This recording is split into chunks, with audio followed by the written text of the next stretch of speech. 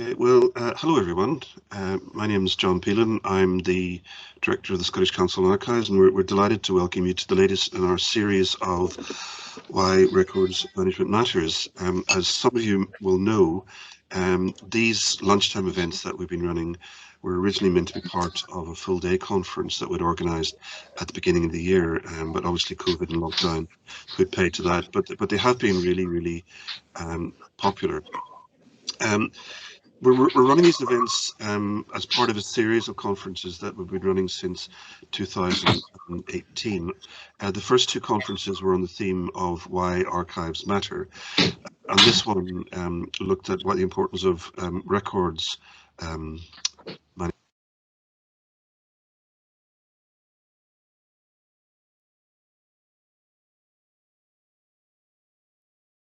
You've gone on to mute, John.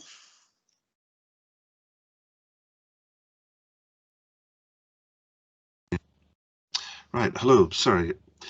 I think I was on mute. I'm John Peelan. I'm Director of the Scottish Council on Archives, and welcome to the latest in a series of events on the theme of why records management matters. As some of you may know, we had originally planned these events as part of an all-day conference, which we were planning to hold at the beginning of the year, but COVID-19 and lockdown put paid to that. The events have been incredibly popular and have been part of a series of conferences and events we've been running since 2018. We ran two conferences on the theme of why archives matter. I think now more than ever, it's clear that the management of data is so important, particularly as it's proving vital to providing evidence to fight the virus and help us as we come out of the situation that we're all currently living in. The question that we'd like to ask is what would the world look like without records managers? And we've had a number of speakers from both the private and public sectors, and we've been exploring different aspects of records management each week and examining its impact on all our lives. This week, today I'm delighted that we're going to hear from Ryan Kerr, who's Head of Information Governance at Historic Environment Scotland, and Claire Boyle, who's a records manager, and the title of their talk is Why We Became Records Managers. We will be recording this event so that anyone who hasn't been able to attend or wants to listen again can listen through our website. And can I ask you, as Claire and Ryan are talking, if you could think of some questions or comments you'd like to make at the end, and you can do that by using the chat box on your screen or by raising your hand. So and also if I could ask if you can make sure that you're muted during the event. So if you want to have your lunch while they're talking, you can turn off your camera as well. So without further ado, I'll introduce Ryan and Claire. So over to you. Thanks very much, John. Appreciate it. Thank you very much for having us. As John says, I'm Ryan Kerr. I'm the Head of Information Governance at Historic Environment Scotland. With me is Claire Boyle, our Records Manager. So yeah, the title for this webinar is Why We Became Records Managers. And to be honest, when we read the outline of the seminar and focusing on truth, justice and accountability, our first thought was most definitely, oh dear, this isn't really us. It's far too heavy for what we do. However, as we begin to chat about what we could potentially say today and about our profession more generally and critically, it's not actually that big of a leap at all. So as you'll have noticed, there's no slides, and that was a deliberate decision on our part. The idea here being that we have a bit of almost a conversation, and we thought slides might well detract from that. So the format is broadly that I'll give a quick few minutes introduction to my background and how I became a records manager, a little bit of a thought potentially on why as well, before handing over to Claire. She'll do the same. And then we've got a couple of conversational topics that we're going to run through and see where we get to, hopefully leaving 10 minutes or so of question and answer session, as John suggested. So yeah, why did I become a records manager? It certainly wasn't any lofty ideals or grand moral ambitions along truth, justice and accountability. I had graduated as a in history at Aberdeen University in 2009, so smack bang in the middle of what may well be the first economic crash of the more modern era. And I took a job as a temp in Historic Scotland, as HIS was known back then. It seemed relevant, history degree, Historic Scotland seemed to make sense, but the job was in business support, so it didn't really feel like it wasn't what I wanted to do as a career, but I didn't have any idea of what I wanted to do as a career either. So I was working in a major projects team, doing construction, or the team delivered construction projects for Historic Scotland. I actually worked on the Battle Bannockburn Centre, which ironically is a National Trust for Scotland property, but let's not complicate things. And doing that, I felt that project management was possibly a career route that I could follow. And partly coincidentally anyway, I was tapped on the shoulder and suggested I might want to go for a role as a project officer in a new team, the records management team that was being set up. I kid you not, I looked at the job description and thought, well, the project management experience will be quite good. I'll just have to put up with the records management element. It wasn't even not an attraction. It was a genuine put off at the time. So 6 years later, I'm the head of information governance and responsible for records management at Historic Environment Scotland. So I think it's fair to say my first instinct to why I became a records manager isn't that I loved the subject or was really interested in the subject. I think, like a vast majority, possibly, certainly a significant minority, I fell into the subject. There was certainly no excuse me, ambition or desire. However, that being said, once I joined the records management team, with that stated goal of being about project management, it turned out that I really enjoyed the records management side of things. For me, at least, there's a clear logic to it. I can see benefits to organisations, I can see benefits to my colleagues, and I can certainly see benefits to the public and country as a whole, I suppose. Or yeah, let's go big, the world.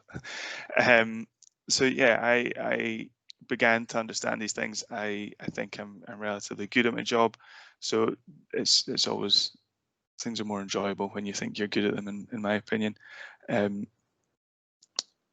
So yeah, a lot of the things that we're probably going to go on to talk about a little bit more over the next 20 odd minutes, that maybe show some of the loftier ideals, but they themselves have been a little bit of a revelation for me during preparation for this webinar, and not something I came into the profession seeing myself as being part of.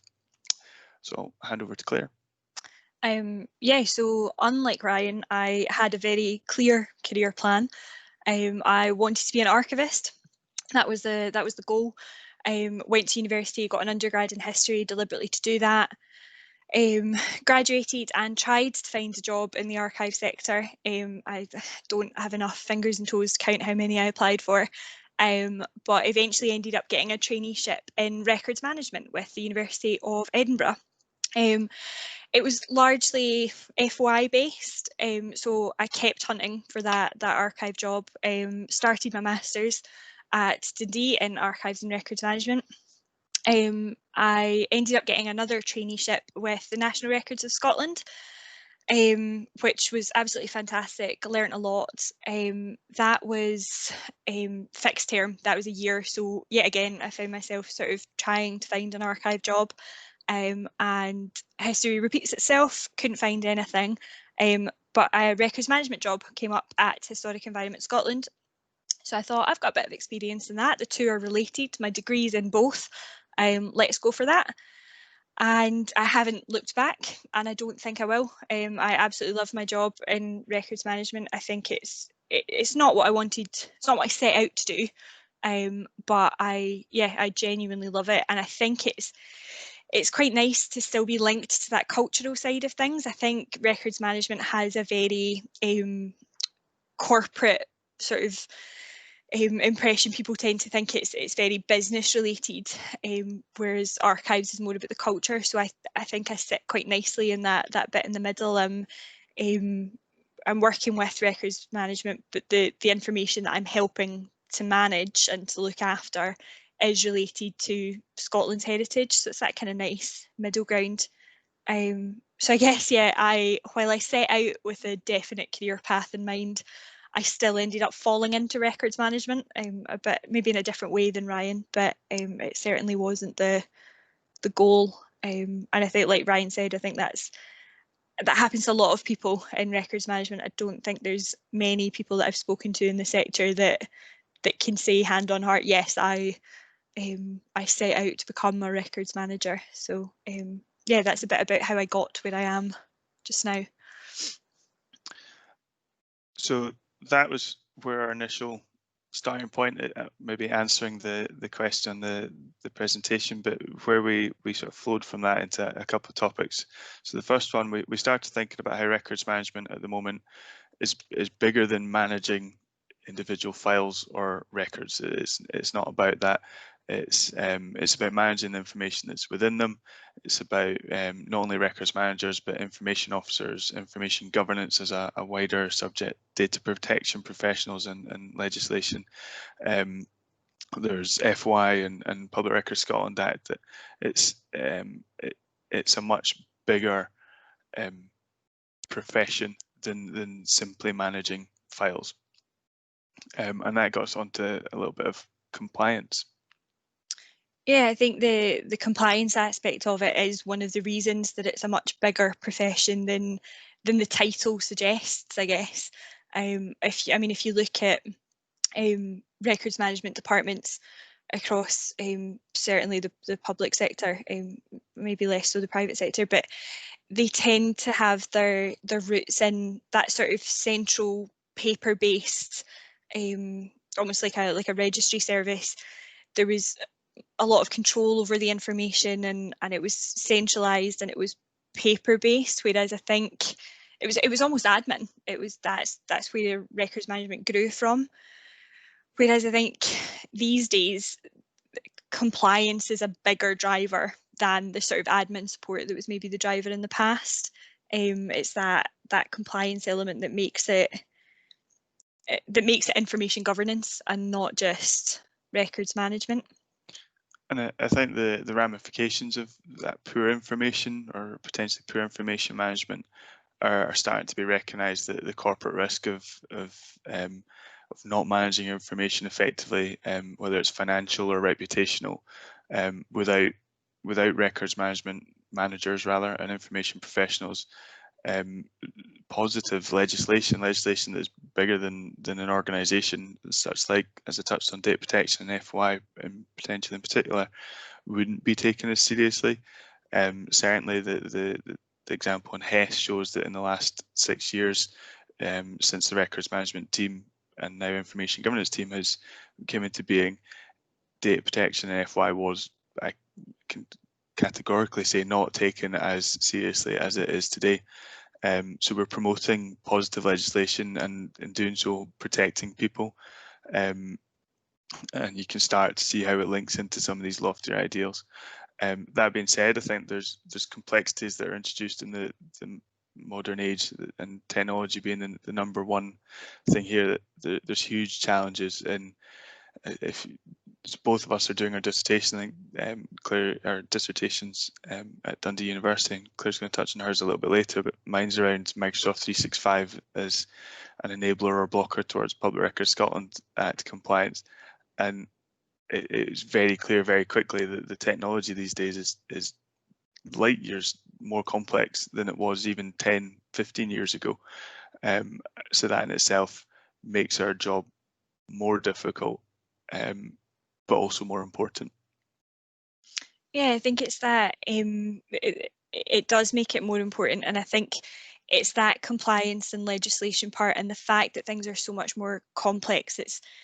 It's more important that we get these things right, and it's that aspect of things that you can link back to those things you mentioned at the start, the truth, justice, accountability, all those sort of the things that made us look at this this invitation and go kind of, oh no, that's not what we do. But yeah, I mean, if you look at it, so privacy is a human right. It's written in, so data protection plays a massive part in that. freedom of information legislation, EIRs, that's all about accountability, particularly within the public sector, and showing that we are, as an organisation, we're transparent and we're open about what we do and how we manage our resources and our money, and both of these revolve around identifying and preserving the truth. And I don't think you can't be compliant with that legislation. You can't provide those protections to people, that privacy, that accountability, without good records management. And I mean, if you look at the drivers behind the Public Records Scotland Act, I mean, that was all around a historical child abuse inquiry. So, I mean, that in itself has led to information legislation that, I mean, it's the very definition of justice and accountability and ensuring that sort of thing never happens again.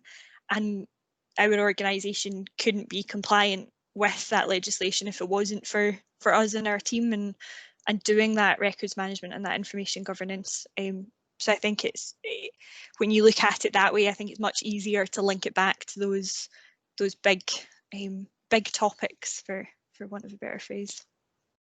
And I think if we, particularly for the audience we're speaking to, if you look at the archive profession as protecting memories, protecting stories, protecting information, from a corporate perspective, if that memory is wrong in the first place, then it would call into question why protect inaccuracies, and records managers specifically have that responsibility to make sure that the information reaches an archive, whether it's born archival on day one or a little bit down the line if you follow a slightly different route and at the end of its life cycle goes to an archive. It's our responsibility to ensure that that material arrives in an authentic manner that's accurate, the provenance there that is worthwhile and therefore truly valuable. Yes, ultimately it's about trust. If you can't trust the information when it's live and it's current and it's being used, then how can you trust it sort of 60 to 100 years down the line when it's in an archive and it's been used for a different purpose? I think if you can't trust the information that you're looking after, you can't then claim to be doing those big things, to be protecting that sort of truth and accountability side of things. Yeah. So I think, also conscious of time, but hopefully that's shown that records management as a profession can and does have a big impact, possibly bigger than Claire and I realised before being asked to do this presentation even. But I think it's also maybe worth talking about that impact, but considering why our profession doesn't have or isn't recognised as having that kind of standing, which leads us on to the second thing that we wanted to talk about today. Yeah, so if you look at Ryan and I's paths into records management, neither of us set out to be here, and I think that is a common theme. But as we've just talked about, the profession is important and it does contribute to those societal issues. And given that's the case, why doesn't it have the standing of some others? So accountancy, architecture, even archivists, teachers, that sort of thing, those are careers that people choose, that people set out to want to do. But I question whether there are kids out there today at school thinking, I'm going to go to university and study to be a records manager. And there's even less of them thinking, and I'm going to be a records manager because it does all these, it protects people's human rights and it helps with justice and accountability and all those sorts of things. Yeah, I don't think it has that perception. So again, this section is possibly more questions than answers, but the fundamental question would be, how can the information profession, records managers, archivists, data protection, the whole remit, how can we change that perception? Potentially in some areas a perception that it's dull. I think there's certainly in the records management side of things, there's a large scale recognition, or there's a lack rather of a recognition of the job as being a career at all. And there's, as Claire touched on, certainly not any wide-scale recognition as to the importance of what we do, as we've just touched on, or that it's a significant job in society in the same way that say an accountant is. So how do we go about changing that, I guess?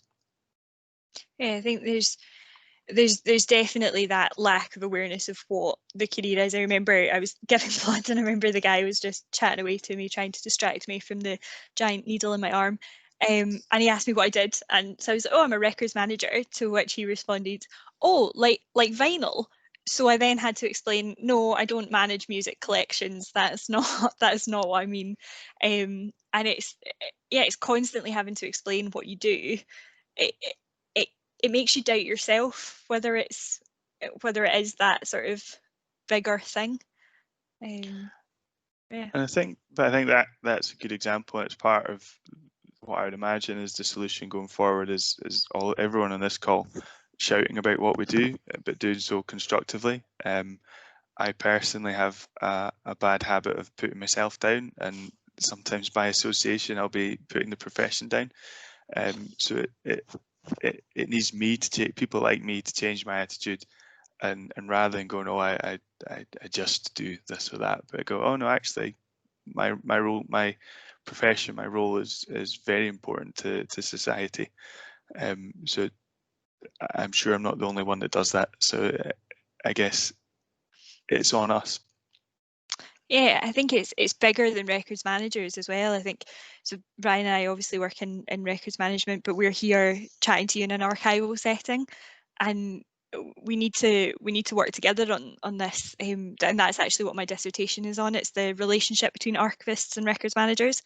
And I think there's a definite split, and potentially the sort of growth of information governance is something to do with that. But we need to kind of put that aside and recognise that it's bigger than the two professions individually. We have common purposes, and we need to make sure that as a profession we're highlighting the crucial role that we have in society, and seeing those links to the bigger things, and making sure that collectively we're coming at it together, not separately. Yeah. So the profession almost needs to join us on the same journey we've had in preparing for this presentation, where we've gone from that, oh dear, how do we contribute to those topics, to realizing actually what we do is important. We most definitely do contribute and do have an important role in society, and then not only that, but shout about it and make our voices in our profession heard more so than it perhaps is at the moment. So almost, I think, on time. We'll leave you with a bit of a question, I guess, and hopefully it maybe promotes or provokes some conversation or thoughts. What can we all do? So not as in societies or organisations, but what can Claire and I and everyone else in this call as practitioners rather within the record keeping sector do to show how we ensure our organisations enable compliance, efficiencies, all the positive things that our role does for an organisation, but also promote the sector out with their day-to-day roles and jobs and regular contacts. What else can we be doing to promote our professions? Yeah, we don't have the answers, unfortunately. Sorry.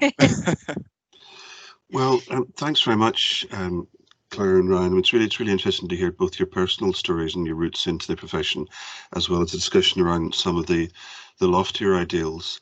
In terms of the question that you posed, what can we do more?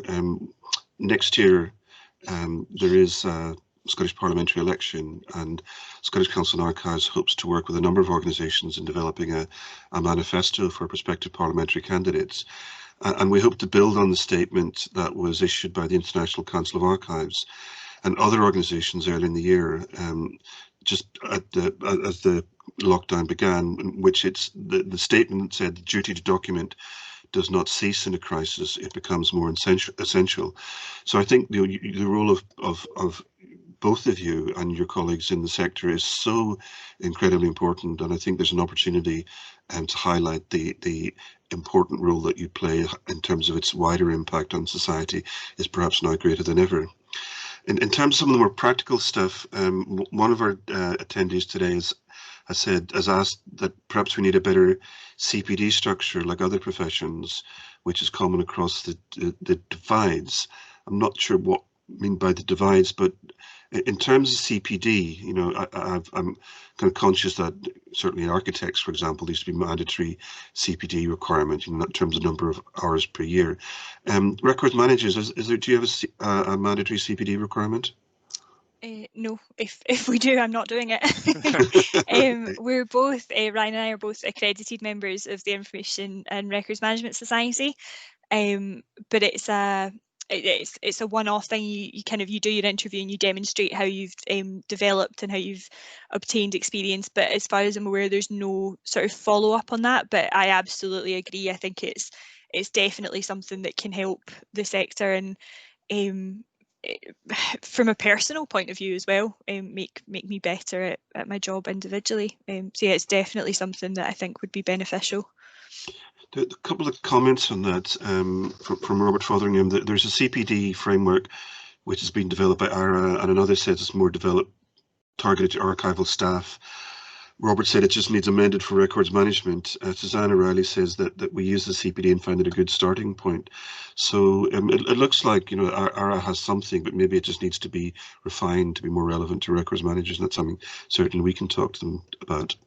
Yeah, I think there's I touched on it before, and I touched on it in my dissertation as well. There's definitely a separation between the two, and I don't think there necessarily needs to be. And if that's somewhere we can start, then yeah, absolutely.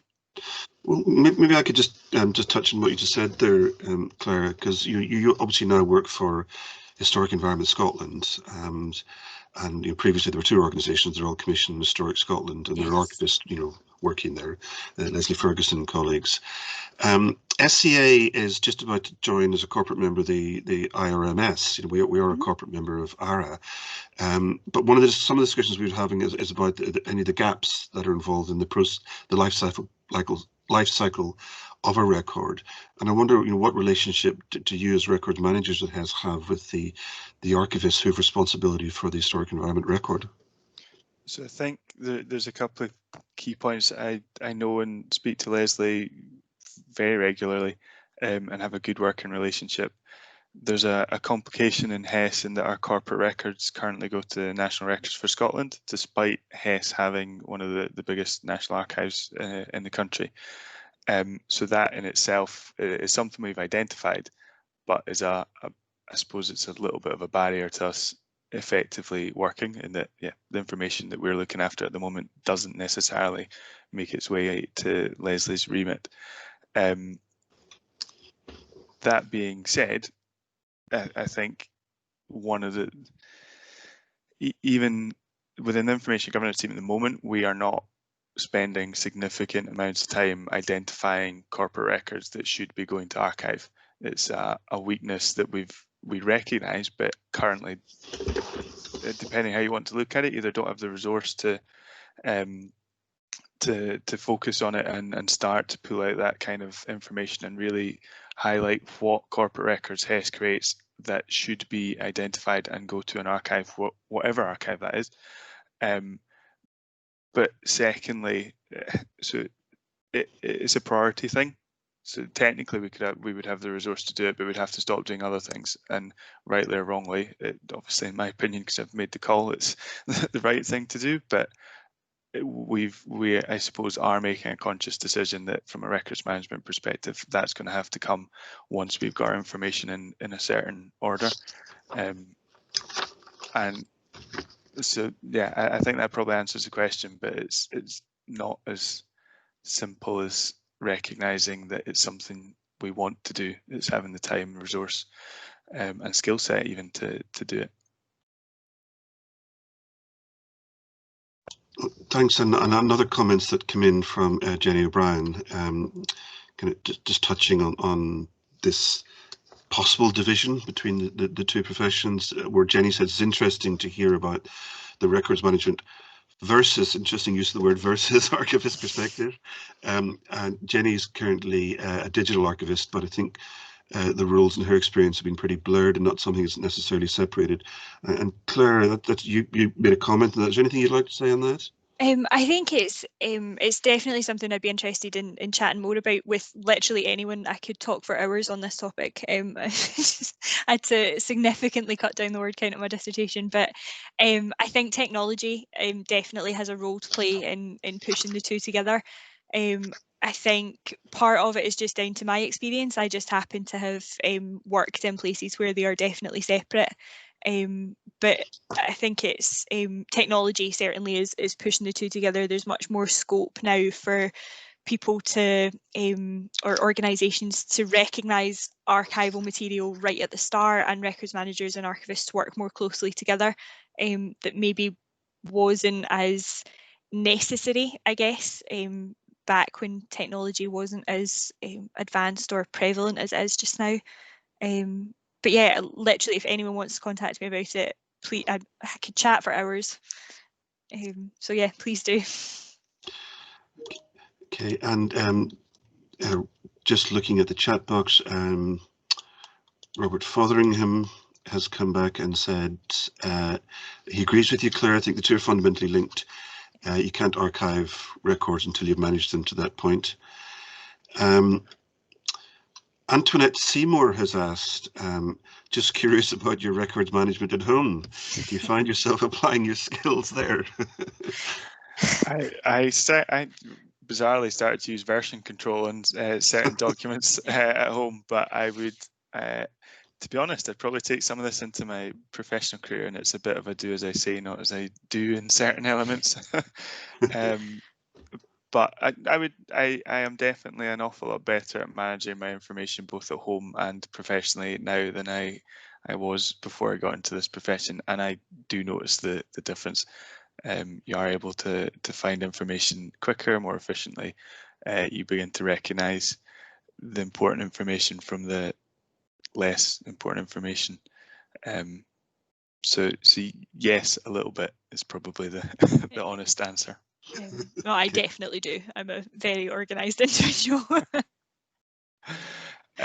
Robert, at the moment, it's on the verge of coming off. They're not doing particularly well, but no, hopefully the good times will be back in a wee bit, another year or two.